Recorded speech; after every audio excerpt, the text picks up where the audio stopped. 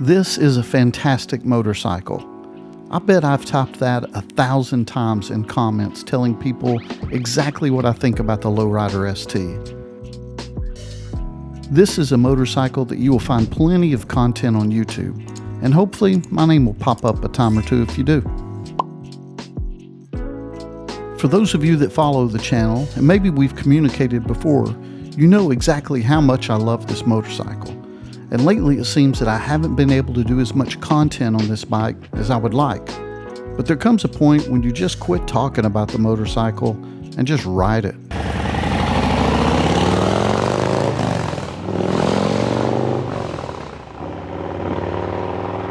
And many of us know that for a while, I developed a reputation for buying the newest and hottest motorcycle out there. But now I really want to hang on to this bike for a while. Why? Let me explain.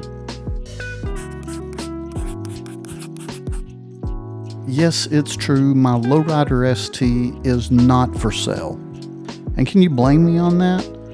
I remember when Harley Davidson first put out the teaser video for this bike. Right then, I knew I had to have it. My secondary bike at the time was a Sportster S, and while I don't have anything bad to say about the Sportster S at all, I knew I would have traded that bike in a second for the Lowrider ST. Just like many of you, I have owned multiple Harley Davidsons, a Road King, 2 Street Glides, Sportster S, and now I have a Road Glide as well. I have to confess not many of them I have felt an attachment to, but I do have a sweet spot for the Lowrider ST. Is it because it's a soft tail, or is it the lack of technology? Maybe because it's fast and lightweight. Not to mention it's paid for and belongs to me 100%. It's been at least a few years ago that I was able to demo ride 2 bikes that really stood out to me. First, there was the Street Bob. I enjoyed this motorcycle every time I had the chance to ride it. I gravitated to the simplicity of the bike, it brought a smile to my face, and it was just so much fun to ride. Second, a few times I took a Lowrider S out. Now this was back when the bike had the 114 and it just felt aggressive, low, loud, and mean. I was really close to buying one back then, but I held off because there was a few things about the motorcycle that I just wasn't completely satisfied with. So let's fast forward a little bit. Yes, as soon as I could order the Lowrider ST, I told my local dealership, hook me up. Only a few weeks after I placed my order, the bike arrived at the dealership and I was off to making this motorcycle my very own. I've done many modifications to the bike for comfort and looks, but I've left the engine completely stock. And the reason I did that is, well, because the bike is freaking fast, y'all. I mean, the bike can really get you in trouble if you don't exercise a little bit of self-discipline as you ride. So far, my experience of riding the Lowrider ST has given me the confidence to know that I can ride and handle a bike that has got a reputation for really chewing up the asphalt.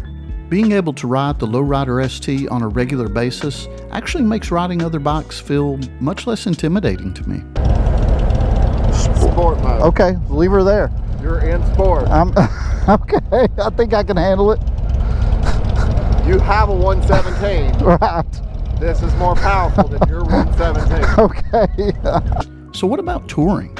If I'm going to go out of town, I'm more than likely going to take the Road Glide, and that just comes down to a few factors, but luggage capacity is definitely one of them. The Lowrider ST comes with the clamshell bags, and while I don't hate them by any means, if you're going on an overnight or a weekend trip, there's a good chance that you're going to need some extra room, so you may have to invest in some luggage. The fairing on the Lowrider ST is next level, and I have covered that in detail in other videos, so I will just say that this fairing can absolutely compete with any Street Glide or Road Glide out there when it comes to wind deflection. It is outstanding. Okay, moving on. I mean, let's just look at this bike for a moment. I love everything just as is. The bike looks aggressive and nimble, just sitting right there on the kickstand.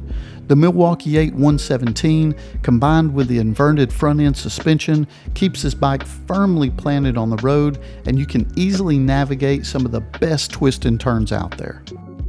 Less is more when it comes to the Lowrider ST. This is the perfect bike for a day or a weekend trip. Just pack up enough and carry what you can. This ST can pretty much do whatever you ask of it.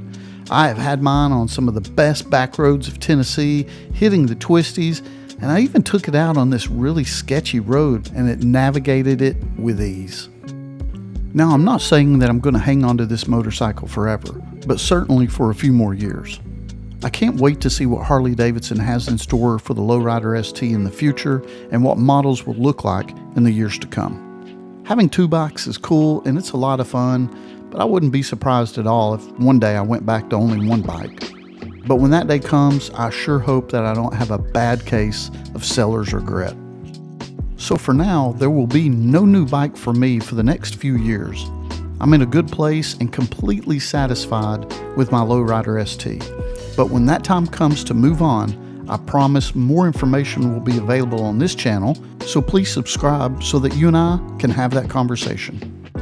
Have you been able to test ride a Lowrider ST, or maybe you own one right now? What type of experiences and feedback do you have about the motorcycle? Hit that thumbs up if you enjoyed this video. You guys ride safe, and I'll see you in the next one.